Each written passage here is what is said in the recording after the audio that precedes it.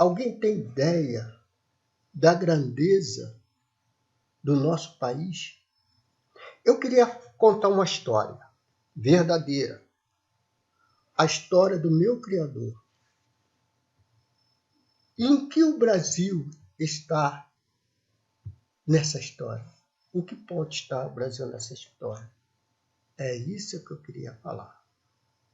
Então, eu vou começar lá de trás, para a gente analisar, e espero que vocês tenham paciência e para nós aprendermos.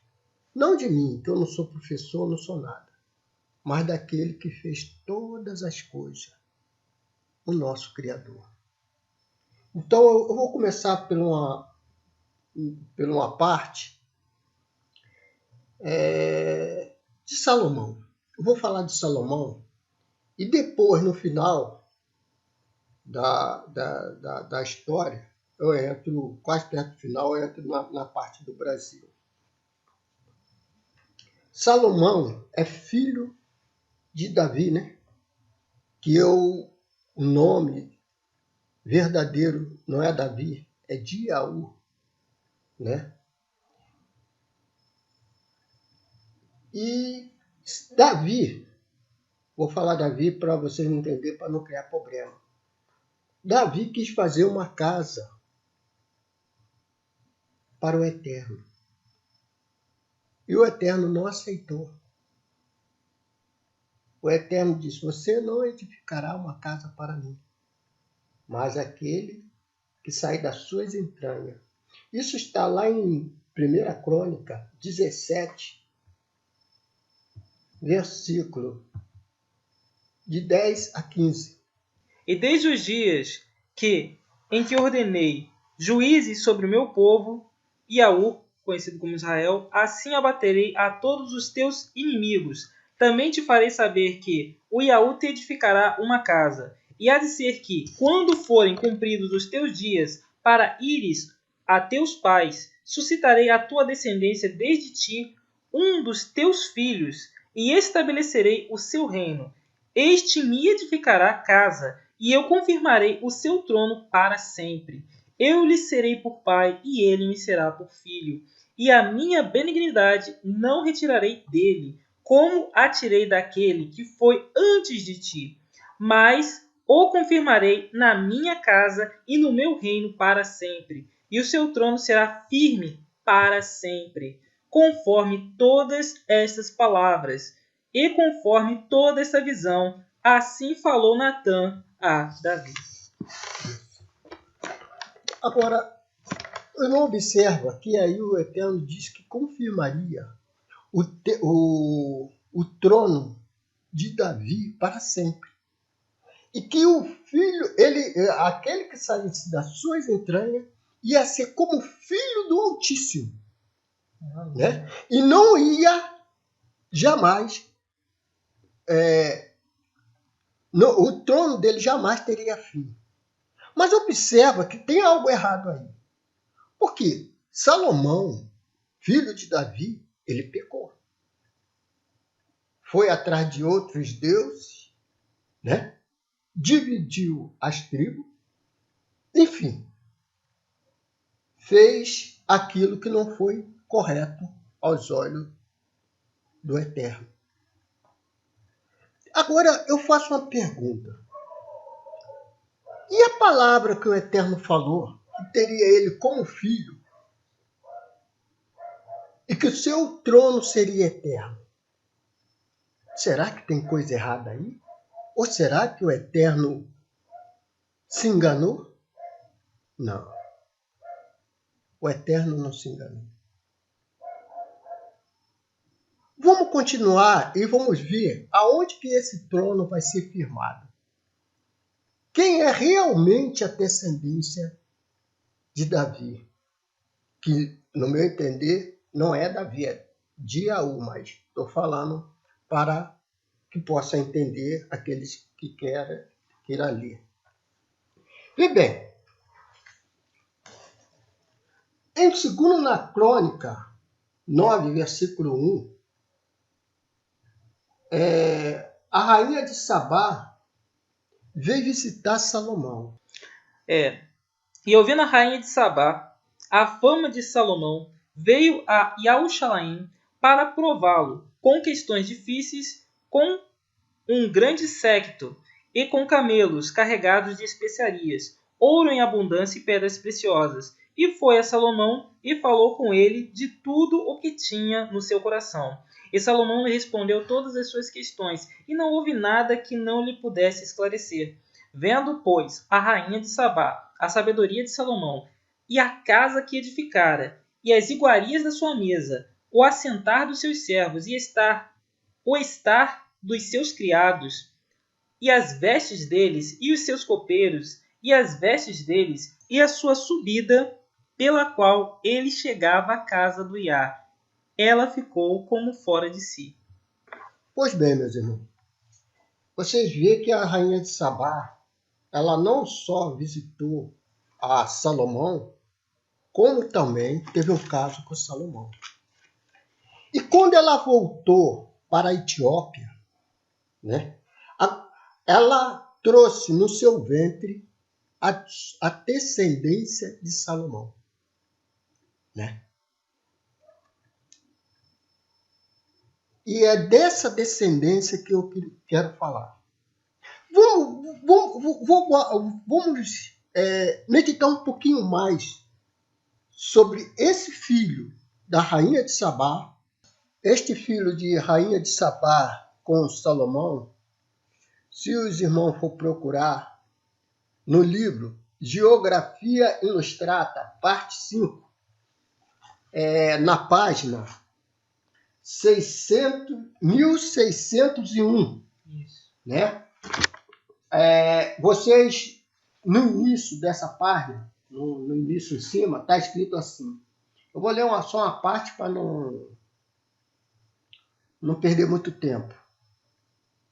Deixa eu ver de onde vou começar. Segundo a tradição etíope, o primeiro soberano nacional, Menelik I, fundador do reino de Ashoum, teria nascido do célebre romance do rei Salomão com a rainha de Sabá. Os domínios abissínios de então constituíram ao redor do lago Tana, abrangendo as províncias de Anhara, Shoa, Tigre, né? Bom, então, o que a gente vemos nesse livro, a rainha de Sabá, o filho dela se chamava Menelik, e ela veio para a Etiópia grávida do filho de Salomão, de Salomão. Mas o que isso representa? Por que eu estou contando essa história? Vamos olhar um outro lado, irmão. A arca. O que é a arca? Eu quero que os irmãos entendam que eu não mudei a história. Eu quero apenas falar uma história da arca. O que é a arca? Bom, a arca, ela era tão pura que o varão, quando tocou nela, ele foi partido ao meio. Uhum.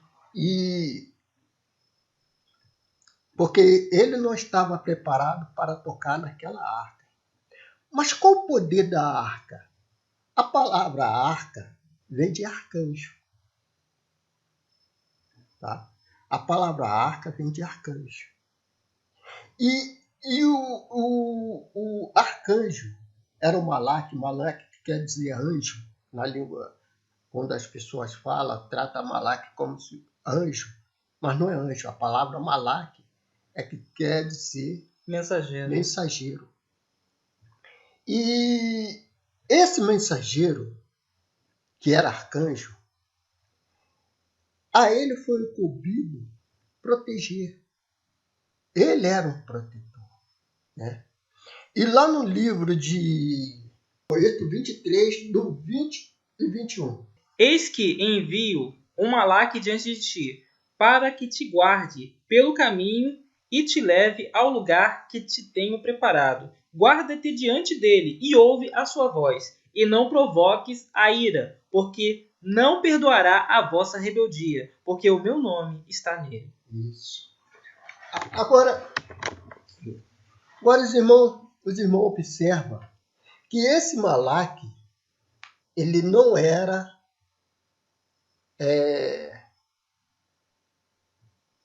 um simples malaque. Ele era um fogo destruidor, que aquele que não andasse corretamente era destruído. Esse malaque, ele se chamava arcanjo. Tá? Ele representava a arca. Observa que até nos filmes, quem gosta de ver filme, de Indiana Jones, ele procurando a arca, e até hoje estão caçando a arca, e muitos falam que a arca está na Etiópia. Mas como a arca está na Etiópia? Será que a arca era apenas uma caixa de ouro? Será que todo o poder o Criador colocaria simplesmente sobre uma caixa? Sobre uma peça feita de ouro? Não. O verdadeiro sentido da arca não era isso. O verdadeiro sentido da arca era o malaque. Era um malaque protetor para proteger e para seguir as gerações que viriam. A geração que viria. E essa arca, observa que depois de Salomão, ninguém nunca mais viu ela. Mas por quê? Porque verdadeiramente, a verdadeira arca, ela se desfez, ela desapareceu. Materialmente. Mas celestialmente, ela foi no ventre da rainha de Sabá. Muito bem, irmão. Esse filho que a rainha de Sabá trouxe no seu ventre, o nome dele era Medelique I.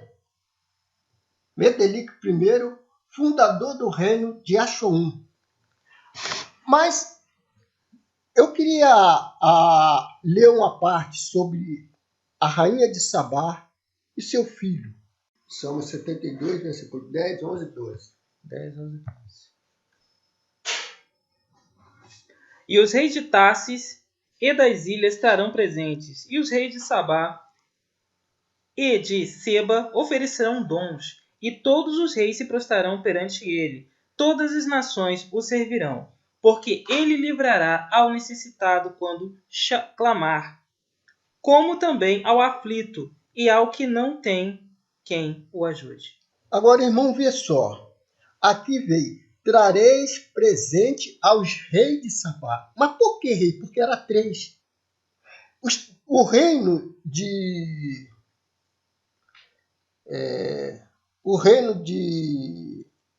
Medelique I, ele se dividiu em 3 reinos, do qual saiu 3 reis, que veio da rainha de Sabá com Salomão.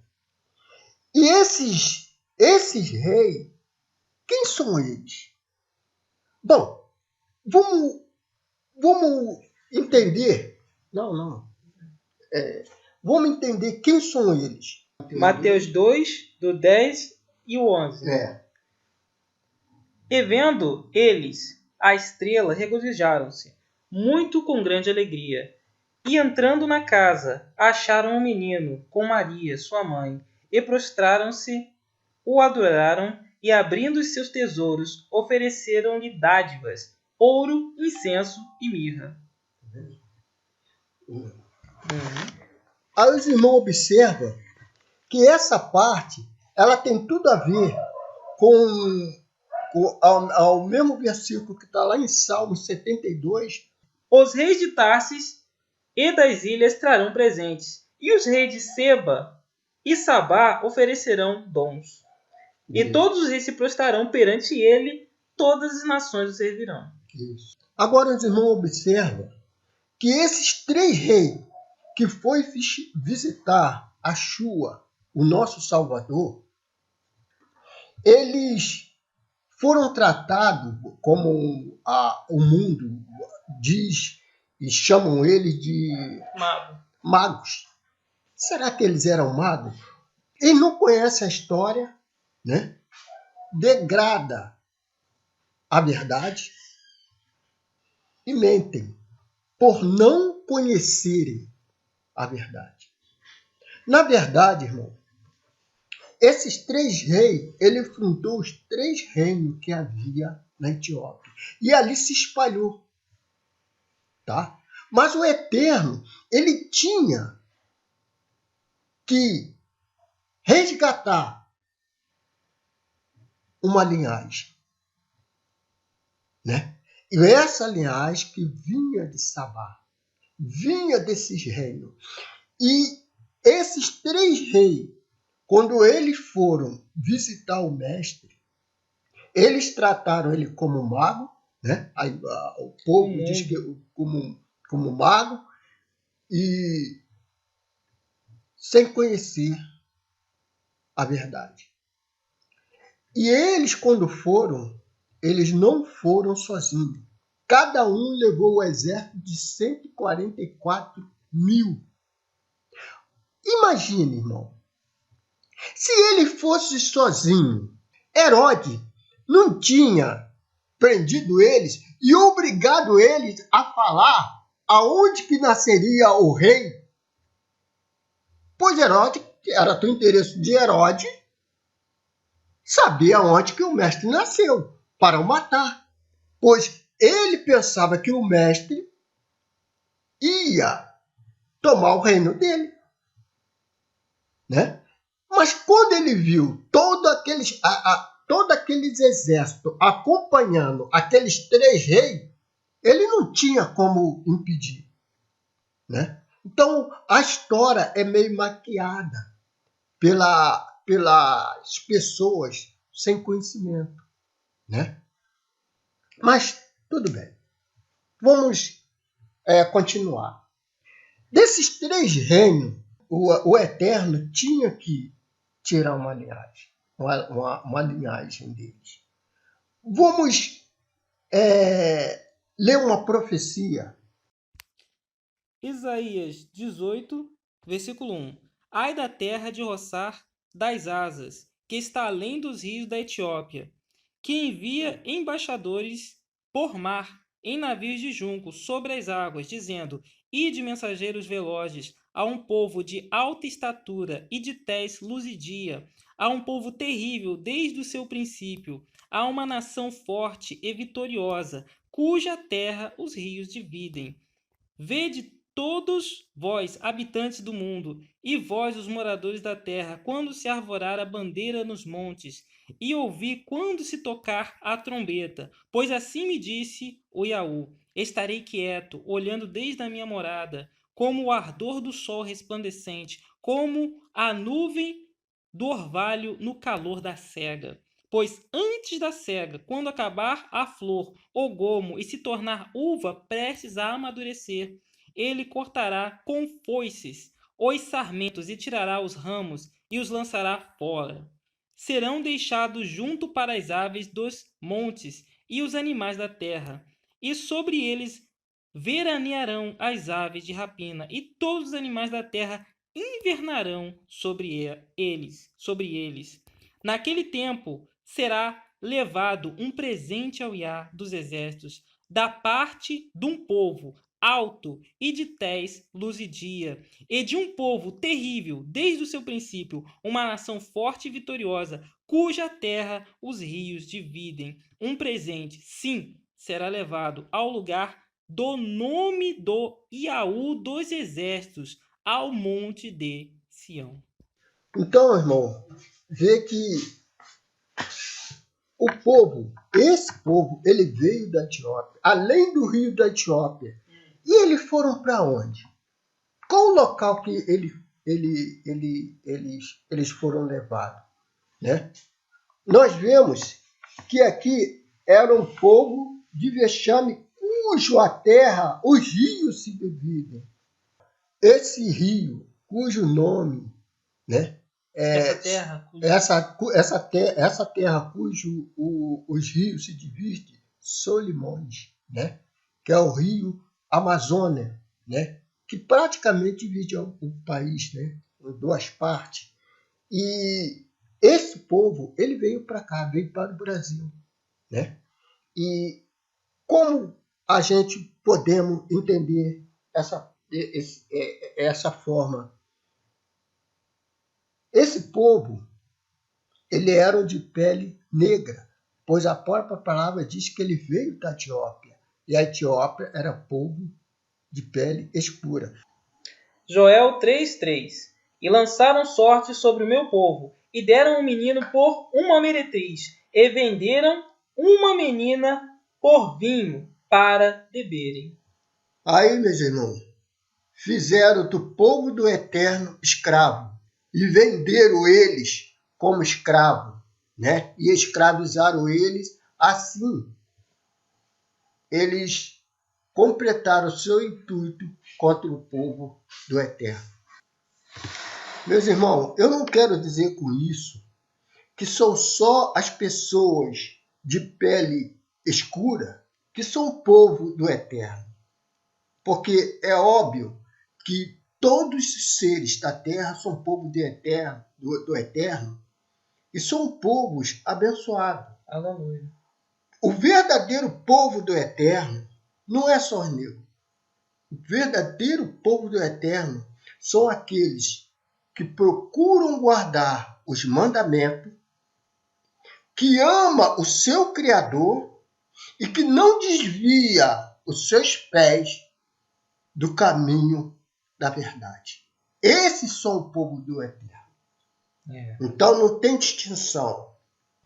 Meu irmão, aí a linhagem de Salomão, vê bem, ela se dividiu como se fosse dois caminhos.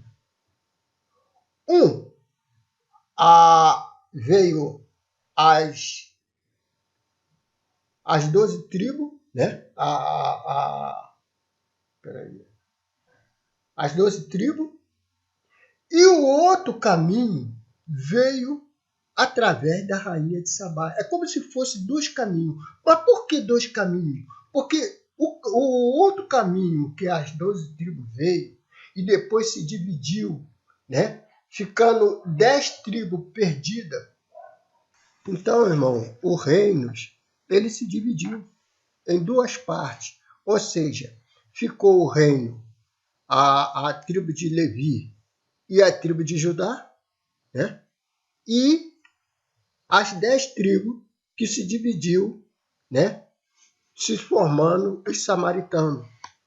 Agora, irmão, observa só. Se lá atrás, no início, eu mostrei que o Eterno falava com Davi, que o reino dele não se dividiria, né? E que seria sempre eterno, e que não voltaria rei sentado. Como se dividiu? Como se dividiu esse reino? Esse reino que o Eterno falou, ele não seguiu essa linha das 12 tribos, e sim a linha que veio da rainha de Sabá, porque era um povo escondido. Observa o que o Iá vai falar agora, no versículo que eu irei mostrar. Agora eu vou ler Salmo 27, versículos 5 e 6. Porque no dia da adversidade me esconderá, no seu pavilhão, no oculto do seu tabernáculo me esconderá. Por-me-á sobre uma rocha. Também a minha cabeça será exaltada sobre os meus inimigos, que estão ao redor de mim, pelo que oferecerei sacrifício de júbilo no seu tabernáculo. Cantarei, sim, cantarei louvores ao Iá. Esses são chamados os escondidos de Iá. Bom, mas as duas tribos, as 10 tribos desapareceram. Não soube mais notícia dela. Mas 2 tribos ficou, que é a tribo de Judá e a tribo de Levi. A tribo de Judá, que saía rei, e a tribo de Levi, que saía o sacerdote. Bom, isso tive que continuar porque dela nasceria o mestre, o Messias. Tá? Ele nasceria e, por ironia do destino, no dia que ele nasceu, ele recebeu a sua descendência, que veio da Etiópia, que são os 3 reis, veio visitar. E ele veio trazendo ouro, incenso e mirra, né? Porque eles representavam isso. Ele representava os 3 reis, ou seja, representava os 3 Malaque, né? Os 3 Malaque eram representados. Agora, irmão, medita bem. Há algo errado. Por quê? O nome de Israel, né? Que no caso, essas 3 tribos, ela se juntou e ela se tornou um nome só, que foi o nome de Israel e sobrenome judeu. Israel, a palavra Is, é uma deusa do Egito. Ra também é um deus do Egito. E El é Deus. E isso quer dizer, Is e Ra é Deus. É certo isso? É correto? O nome, será que o nome que o Eterno deu lá atrás foi exaltando os deuses do Egito? Ou seja, Is e Ra é Deus? A palavra já Deus já é errado. Né? Is e Ra. Aí fica para os irmãos meditar. Mas quando os 3 reis foram visitar o mestre que estava nascendo, ali praticamente se cumpria uma profecia. Tá? Dali em diante, a profecia mudou. E ela praticamente só andou sobre um povo, mas não foi o povo de Israel. E essa profecia, vamos ver aonde que ela está. Gênesis 49, 9 e 10. E Audá é um leãozinho, da presa subsiste, filho meu. Encurva-te e deita-se como um leão, e como um leão velho, quem o despertará? O cetro não se arredará de Judá, que é Iaudá, nem o legislador dentre seus pés, até que venha Siló, e a ele se congregarão os povos. Tá vendo? Continua? Só até aí. Então, o cetro é o quê? Era a palavra, era a lei. Mas quando veio Siló, que Siló quer dizer Shua, o Salvador, a ele reuniu os povos. Que povos são esses? Aonde estão esses povos? Né? Então, daquele tempo em diante, os irmãos observam que na morte de Shua, o véu se rasgou no templo.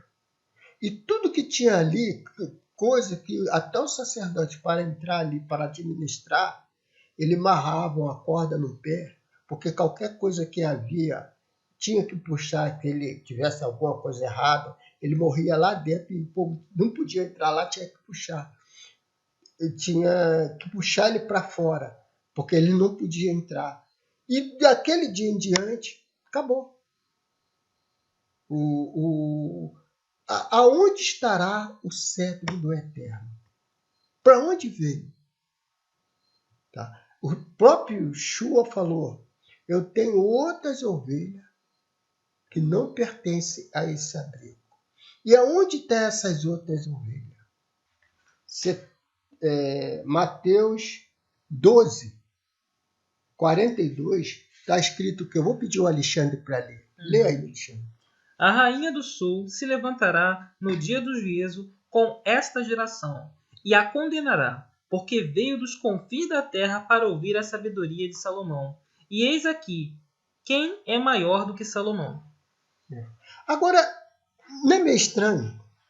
A rainha do sul se levantará no dia do juízo e as condenará, né? Isso. Está escrito que as condenará. Quem condenará a rainha do sul? Ó, irmão, será que essa condenação, os que a condenará, dá certo ou estão errado?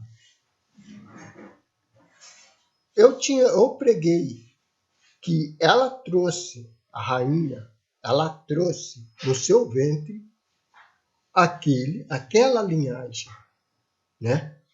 E é óbvio que ela não se levantará no final, né? Mas por que o povo, o mundo as condenará? A condenou desde o momento que eles não buscaram a verdade. Porque essa rainha de Sabá, ela representa a linhagem. Ela representa um povo diferente que irá se levantar. E o mundo não vai conhecer ela. Eles condenará porque eles seguiram a Deus errado, a nome de Deus estranho, e esqueceram do Criador, né? E por isso ela se levantará no dia do juízo, né? Para quê? A palavra rainha não quer dizer que ela é uma mulher. Quer dizer um povo que se levantará no dia do juízo e passará pela terra sem ninguém os conhecer, né? Um povo escondido de ar, como eu já falei, né? Então essa rainha, ela representa o fim e ela estará no sul. Por isso que a palavra diz sul. Ela estará no sul. E se nós formos pegar o sul, aonde estaria o nome do Eterno? É entre a Argentina e Brasil, pois ali está o nome do Eterno, né? Pela terra que é chamada de Ushuaia. A terra do fogo, a terra do fim do mundo. Exatamente. Bom, irmão, eu queria parar por aqui, não vou continuar, mas eu não cheguei a falar muito do Brasil, porque é tanta coisa para falar, né? Mas a gente vê que o Brasil ele é um país que está envolvido. Porque quando Salomão ele ia fazer o templo, ele chamou um homem que se dava muito com o pai dele, que era Davi. E ele tinha que trazer madeira de longe, em jangada, para fazer o templo do Eterno. E esse templo ele foi feito com a madeira do Brasil.